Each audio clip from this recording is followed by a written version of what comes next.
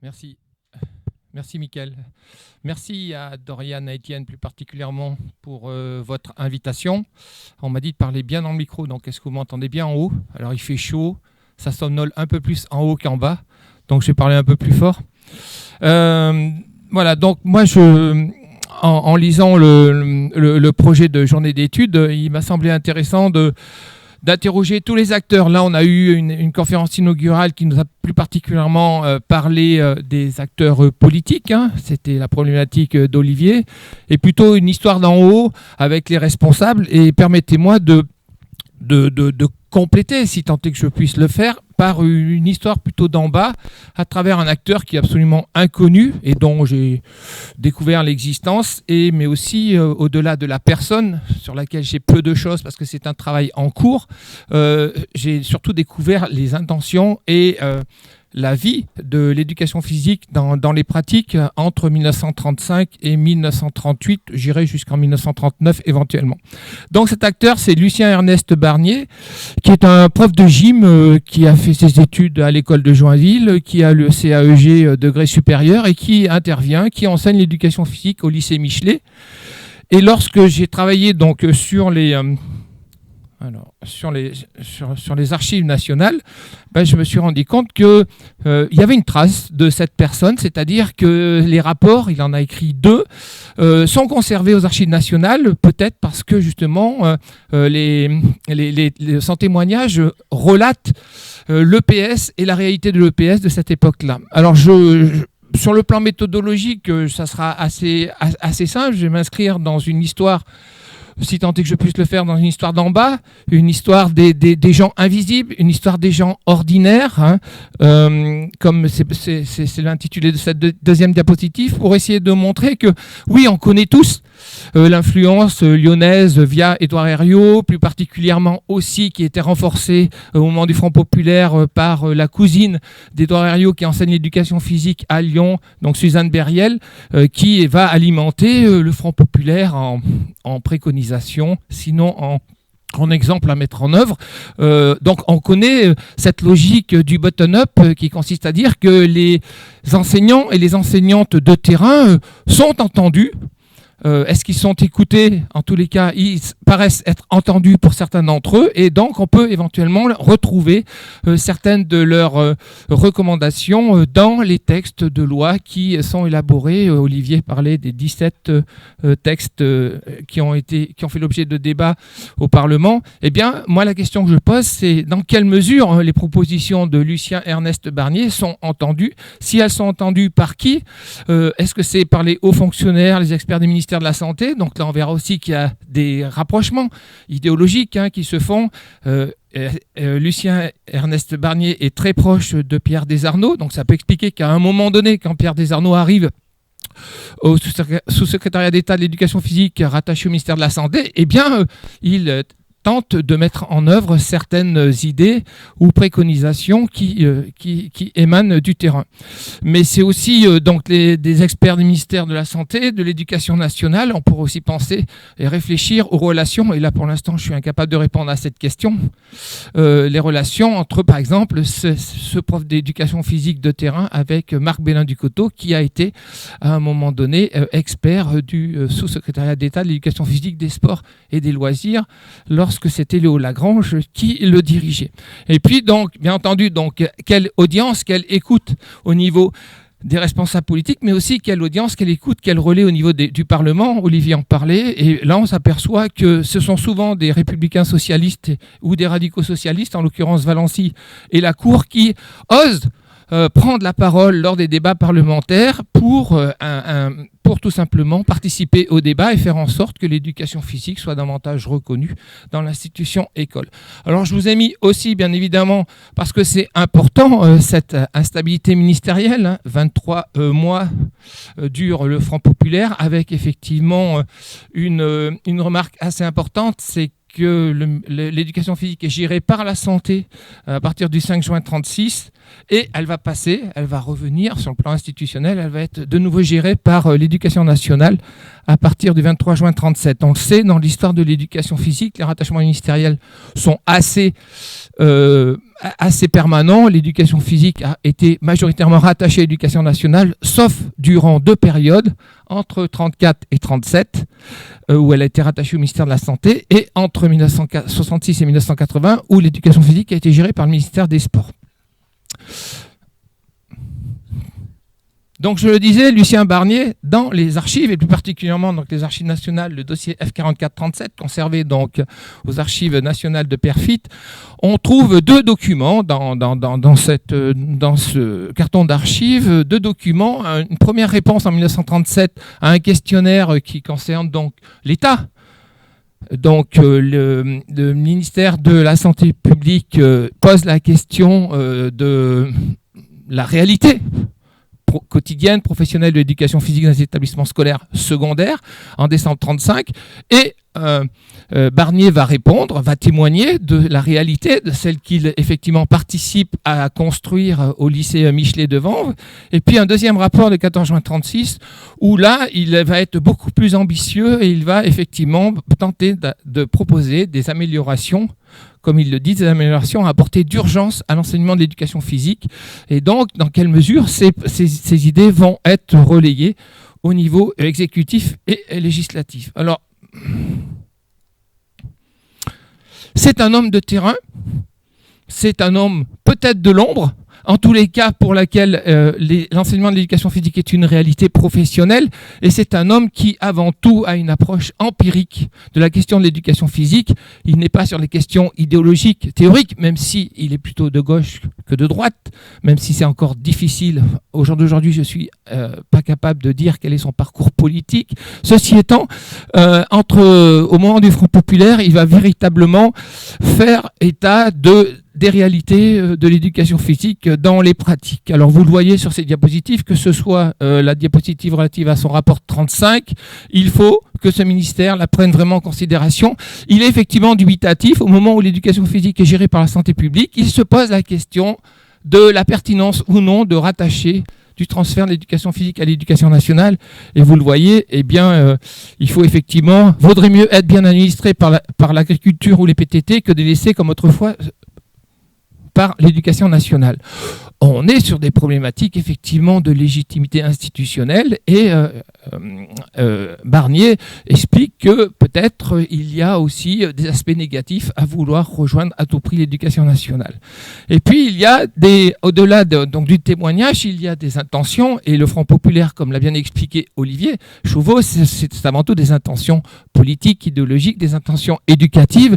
Et là on retrouve effectivement une certaine appointance avec les discours de terrain. Ce que nous voulons, c'est que le garçon soit fort, intelligent et bon. Ce que nous voulons, c'est que le bon élève soit fort et sain, etc. Donc vous lisez en même temps que moi. Et puis surtout, ce que nous ne voulons pas. Donc ce qui est intéressant aussi dans ce témoignage d'un enseignant de terrain, c'est de dire qu'il y a effectivement des éléments que l'on souhaite voir mettre en œuvre, et puis d'autres au contraire que l'on souhaite effectivement voir définitivement oublier, notamment ces cerveaux à pattes qui posent réellement problème dans l'institution école de cette période. Alors, qu'est-ce qu'il propose globalement ? Vous le voyez sur cette diapositive, il propose avant tout un programme d'hygiène pratique. On le reverra bien évidemment avec notamment l'intervention je suppose, il est où, de Sylvain ? Parce qu'effectivement, le Front populaire, c'est au regard d'un contexte sanitaire dont on a peu parlé jusqu'à maintenant, mais il faut savoir qu'un Français meurt de tuberculose toutes les 15 minutes. Il meurt autant de Français de tuberculose que d'Anglais et d'Allemands réunis. En d'autres termes, il y a un fléau social qui s'appelle effectivement la tuberculose, et on pense, et donc ça c'est dans le cadre des représentations sociales, sinon dans les imaginaires, que l'éducation physique peut soigner ou à défaut prévenir l'apparition d'une maladie, en l'occurrence la tuberculose. Alors, lui il est pour un programme d'hygiène pratique qui effectivement vise, comme le met en évidence cet extrait du rapport de 35, demander à l'élève que l'effort physique intellectuel qu'on a, ne pas prendre de droit d'instruire un enfant au détriment de sa santé. En d'autres termes, il rejoint aussi, et on le verra un petit peu plus précisément, il rejoint aussi les conception très pragmatique du courant hébertiste, où effectivement une tête bien faite vaut mieux qu'une tête bien pleine, etc. etc. pourquoi finalement le rapport de Lucien Barnier est conservé aux Archives nationales? Peut-être parce qu'il est dans l'air du temps, peut-être parce qu'il conforte aussi les intentions politiques de l'époque. Je dis bien peut-être, je pose des questions parce que pour l'instant je n'ai pas les réponses à ces questions. En tous les cas, on peut dire que le témoignage de Barnier est véritablement dans l'actualité, dans sa dimension contemporaine. Il s'agit effectivement de combattre l'oisiveté durant le temps chômé. Donc, en d'autres termes, il faut faire en sorte qu'à l'école, les élèves ne s'ennuient pas. Il y a cette notion de plaisir et je pense que Yvon reviendra sur cette question lors de son intervention.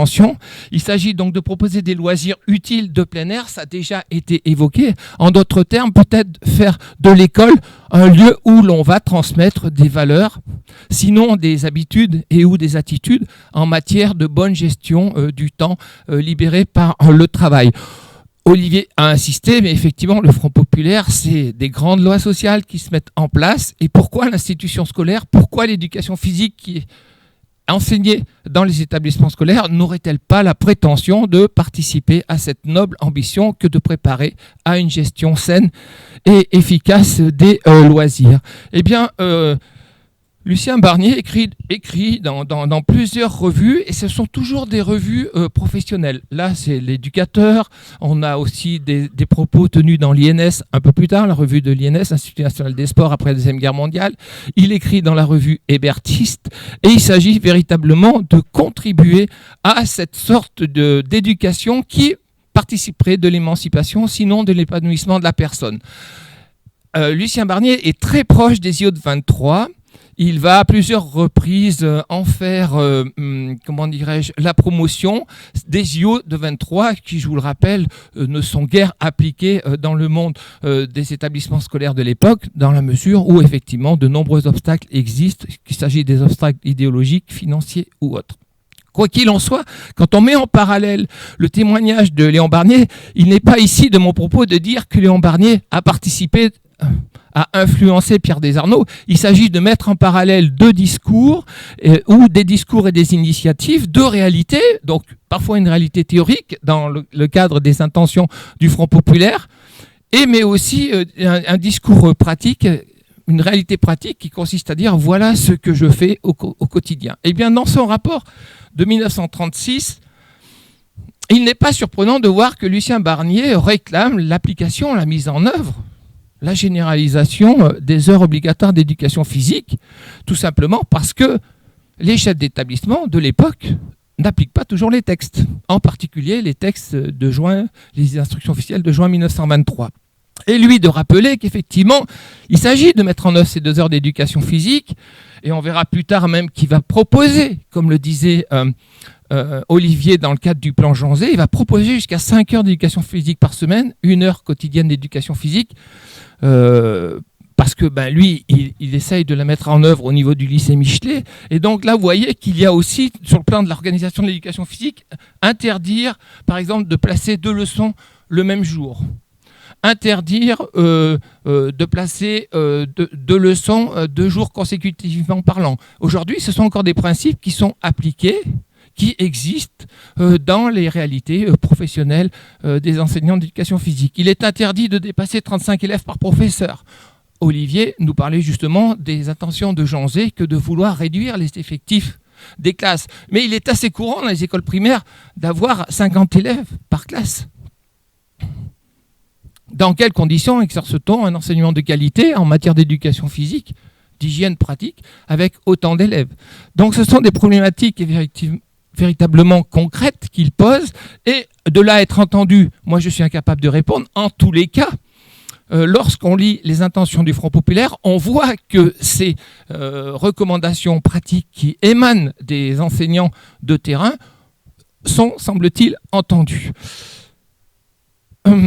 Autre chose, donc là on voit qu'effectivement, Olivier en parlait, l'expérience des 3 départements, bon vous le savez tous, Pierre Arnaud l'a très bien montré dans Les Savoirs du corps en 1982, il explique que la politique en matière d'éducation physique vient en partie de ces expérimentations tentées d'abord à Lyon par les classes de santé, puis ensuite expérimentées par Pierre Desarnod dans les départements du Loiret, département d'où est aussi originaire Léon Blum, mais aussi le deuxième département, bien évidemment, c'est l'Aude, le département de Léon Blum, donc Janzé et des Arnaud pour le Loiret, Léon Blum pour l'Aude, et puis Meurthe-et-Moselle, parce que c'est le département du président de la République de l'époque, Albert Lebrun. Donc ça, on le sait, ça a déjà été montré. Moi, ce que j'essaye de vous dire aujourd'hui, c'est que finalement, le Front populaire s'est peut-être inspiré de plusieurs expériences, a initié plusieurs expériences, en ayant le souci de cette mise en œuvre. Donc, au-delà des intentions pédagogiques généreuses, il a aussi tenté d'expérimenter, voire de généraliser avec plus ou moins de succès, parce que bien évidemment, je rejoins les conclusions d'Olivier Chauveau, le bilan est contrasté du Front populaire. On pourrait parler de l'influence des colonies de vacances, on pourrait parler effectivement de cette initiative prise par Bélin Ducoteau, et je vous le rappelle qu'il est membre du cabinet de Léo Lagrange, de cette expérience du Val Profond, qui est une école de plein air sportive où la méthode sportive diffuse. Alors concrètement, qu'est-ce qu'on peut dire? Quelle est la réalité de l'éducation physique sous le Front populaire? Bien déjà, c'est une éducation physique qui s'inscrit en continuité des éducations physiques précédentes. Et donc, dans une politique d'hygiène publique qui contribue effectivement à lutter contre la dégénérescence de la race, bien évidemment, le contrôle médico-pédagogique de l'EP est fondamental. Mais pour autant, est-ce que Lucien Barnier adhère à la vacilisation de l'éducation physique? 3 minutes? Ouais, génial. Ben, il me reste que 12 diapos. Est-ce que Lucien Barnier adhère au monopole des médecins? Bien évidemment. Non, il est aussi pour une proposition raisonnée. Et là, vous le voyez, c'est à la fois des mesures anthropométriques, donc c'est le livret scolaire, c'est le carnet de santé initié par Chaillébert dans les années 30, mais c'est aussi le BSP dont Olivier a parlé, dont nous reviendrons, je pense, très certainement dessus. La deuxième initiative, c'est aussi ça, vous le voyez, en 1936, il demande effectivement que les jeux, et plus particulièrement les jeux de plein air, intègrent l'école, avec ce mythe d'une fonction cathartique de l'éducation physique. C'est par intermédiaire de l'éducation physique que les élèves vont effectivement se divertir, se délasser. Donc toutes les problématiques et les valeurs du loisir qui doivent rentrer à l'école, parce qu'effectivement, le loisir est complémentaire du travail. Donc ça, c'est des problématiques. Et bien évidemment, avec la généralisation de la demi-journée de plein air en 1937, on peut dire d'une certaine manière que les intentions et les déclarations de Lucien Barnier ont été entendues en ce qui concerne l'école primaire et l'enseignement secondaire. Je vous rappelle juste que la demi-journée de plein air a été créée avant tout en 1925 pour redistribuer le rythme scolaire des enfants scolarisés dans l'enseignement secondaire et plus particulièrement dans les internats. Autre exemple que l'on pourrait prendre, c'est une culture physique rationnelle, où là, effectivement, il s'agit, comme vous le voyez sur cette diapositive, et là, c'est un propos de Janzé, donc on voit qu'il a quand même, à un moment donné, été entendu par les responsables politiques, la question du surmenage intellectuel. Oui, bien évidemment, le rapport Le Sage de 1929, qui est finalement la même chose que celui à l'initiative de la campagne des hygiénistes en 86-87, le rapport Le Sage de 1929 est un élément qui fait l'objet d'une analyse très approfondie de la part des sous-secrétaires d'État de l'éducation physique. D'accord ? Je passe rapidement, je ne sais pas comment je vais m'en sortir. Autre caractéristique, parce que ça a été évoqué par Olivier, c'est sur les équipements sportifs. Vous le voyez ici, on ne peut enseigner l'éducation physique si et seulement si on dispose d'éléments suffisants, d'équipements suffisants, une salle spacieuse, propre, aérée, avec un vestiaire, des eaux courantes, etc., etc. Et là, on voit que c'est un élément essentiel. Et là-dessus, le Front populaire ne va pas relever le challenge, notamment à travers les obstacles qu'évoquait Olivier Chauveau, et aussi les conséquences du crack de 29, où bon nombre d'équipements sportifs scolaires ne seront pas construits, faute d'argent suffisant. Bien, regardez, ça a quand même des proportions énormes dans ce contexte géopolitique si particulier de l'entre-deux-guerres. La France dispose moins d'1 mètre carré d'infrastructures par habitant, d'infrastructures sportives, alors que l'Allemagne en dispose 3 fois plus. Donc là aussi, il y a tout l'exemple de l'exemplarité étrangère, mais j'ai pas envie d'en parler parce que ça serait remonté à il y a 25 ans, à ma thèse. 1 minute, Mickaël. Alors, je finis très rapidement. Là aussi, ça a été évoqué très rapidement par Olivier. Permettez-moi d'insister, mais jusqu'en avril 1937, les enseignants d'éducation physique sont responsables civilement et pénalement de l'enseignement. Ça veut dire qu'un élève qui se blesse entraîne la responsabilité civile et pénale, bien entendu, de l'enseignant. Avec cette loi du 5 avril 37, effectivement, si l'élève se blesse dans le cadre d'une activité scolaire, et vous comprenez un petit peu pourquoi Georges Hébert aussi fait autant peur les associations de parents d'élèves, parce que lui n'a absolument aucun scrupule à faire monter des gamins sur un portique gelé, à moitié nu. Bien évidemment, il y a une accidentologie en éducation physique et il y a une prise de risque qui fait peur aux élèves, mais aussi aux parents d'élèves. Eh bien, cette loi du 5 avril 37, c'est aussi une forme de réponse législative, politique, apportée aux préoccupations des enseignants d'éducation physique au quotidien. Très rapidement, le plan Janger, j'en parle rapidement, mais finalement, je vais quand même juste dire que, parce que Olivier l'évoquait, cette revue, donc l'éducation physique de 1938, où là, véritablement, il y a un état des lieux très précis de l'éducation physique. Alors, elles sont quasiment, cette brochure, cette revue n'est quasiment jamais citée dans les revues, dans les copies CAPEPS, encore moins à Greg, et c'est bien regrettable parce que là, on a effectivement énormément d'informations sur ce qu'est l'éducation physique et comment les enseignants d'éducation physique d'en bas, qui vivent l'éducation physique au quotidien, peuvent effectivement être au cœur des préoccupations. Alors, avant de conclure, j'avais prévu 2 diapositives. Non, mais je vais les squeezer, Michael. Juste pour vous dire qu'il serait quand même naïf de votre part que dire que finalement le Front populaire, c'est une belle illusion, hein, pour reprendre les titres de la conférence d'Olivier Chauveau. Effectivement, il y a des intentions généreuses, mais il y a aussi un bilan qui est contrasté. Et là, on peut voir que le statu quo, en ce qui concerne le développement des heures, eh bien, le Front populaire ne parvient pas à répondre aux attentes des professionnels de l'éducation physique. Et je ne parle pas des attentes syndicales, parce que, à ma connaissance, Lucien Barnier n'est pas syndiqué. En tous les cas, il ne prend pas part aux débats syndicaux de cette époque. Mais cette heure quotidienne d'éducation physique dont parlait effectivement Olivier, c'est aussi s'inscrire dans une politique qui consiste à renchérir les politiques allemandes où effectivement depuis plus d'une décennie, l'éducation physique, l'heure quotidienne d'éducation physique existe. Quand même, 2 mots sur les IO de 1938 pour voir que finalement, c'est peut-être celles-là qui sont les plus ambitieuses, mais je vous rappelle que les IO de 1938 ne concernent que l'école primaire, et plus particulièrement les dernières années de l'école primaire, où effectivement, on va réduire le total de 30 heures, on va supprimer 6 heures des disciplines intellectuelles pour les consacrer aux exercices des sports de plein air, 3 heures, et à des méthodes d'éducation plus libres, notamment ce qu'on appelle les loisirs dirigés.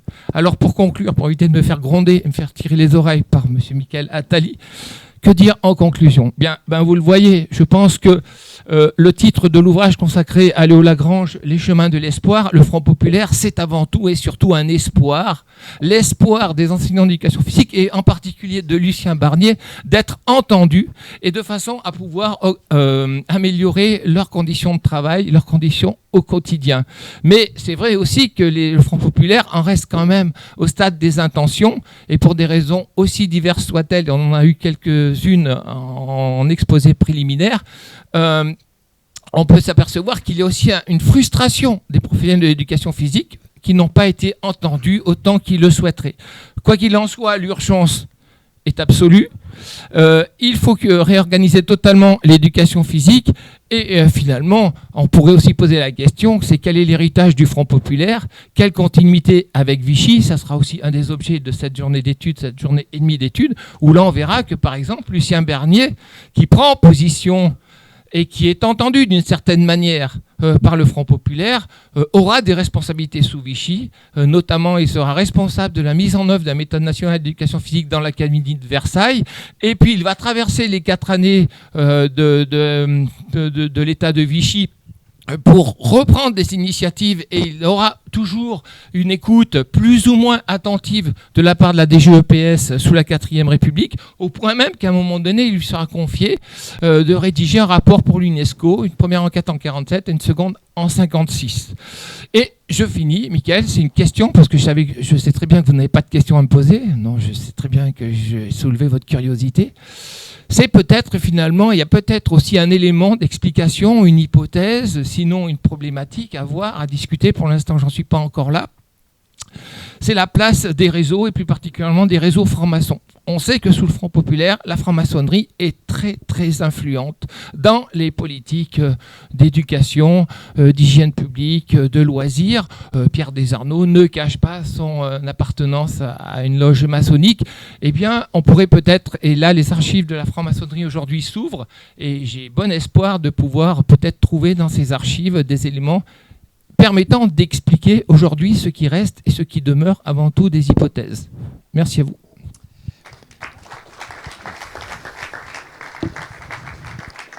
Merci Jean, vous l'avez compris, historien égale bavard. Donc j'espère que les suivants feront mieux.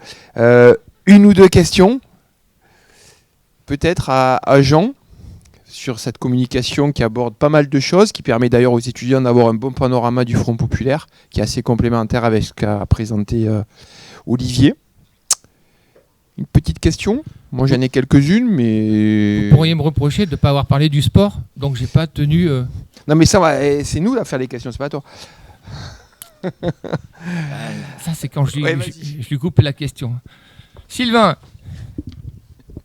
Merci Jean pour ta présentation qui donne en effet un peu de corps. On part d'en bas donc aux éléments qu'on a vus précédemment.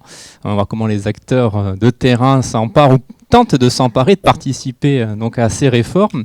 Et je voulais savoir dans la documentation, enfin les éléments que tu as donnés, est-ce que sont évoqués précisément les élèves, comment les élèves réagissent, ou est-ce qu'en fait c'est une sorte de mise en scène aussi de soi que Barnier propose, peut-être avec des perspectives aussi d'évolution de carrière. Mais est-ce qu'on ressort aussi un peu des éléments sur les élèves, les différents élèves qu'il y a, leurs émotions, une sorte un peu de sensibilité quelque part, ou finalement c'est totalement absent, c'est l'élément invisible en quelque sorte.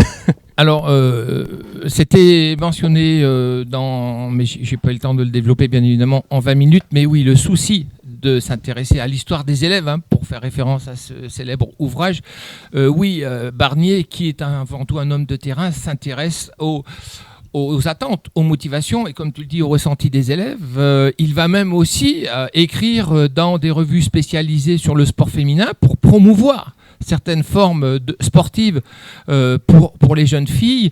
Donc, dans l'idée toujours de dire que l'éducation physique est avant tout un élément de l'éducation intégrale. C'est pour ça que j'ai mis dans une des diapos, mais je n'ai pas développé, je vous prie de m'en excuser. Il est très proche aussi des travaux de Jacques Gotland, pour lequel le bien-être des élèves, même si la notion de bien-être n'est pas explicitement présente dans les discours de cette époque, mais dans l'idée que le souci d'émancipation, le souci de faire ensemble, j'irais même jusqu'à dire vivre ensemble, mais attention aux anachronismes, parce que je suis en train de transférer aux années 30 des notions que l'on manipule au quotidien aujourd'hui dans le cadre de l'écrit 2, faire ensemble, vivre ensemble.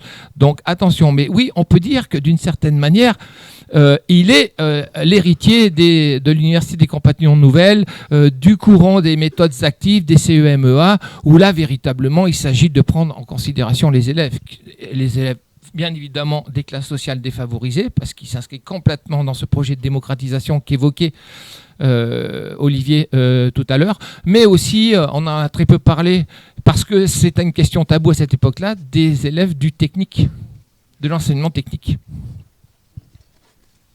Une dernière question peut-être.